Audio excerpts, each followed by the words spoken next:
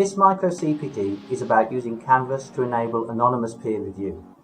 The example is summative assessment of lab reports written by second-year students studying electrical engineering. Although a lab report is written individually, students do collaborate within the lab. I wanted to extend that social learning and raise awareness about what a high-quality piece of work looks like.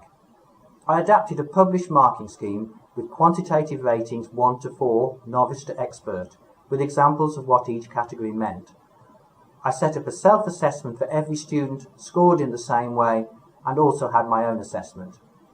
I was impressed at how detailed and informative the students' comments were, critical in a constructive way. Comparing the peer marks and comments with my own, I found a close match. We had a shared understanding of the marking scheme and how to apply it. Students were prepared to take time to analyse the work, making suggestions to enable improvement. The correlation in marks was not so strong with the self-assessment.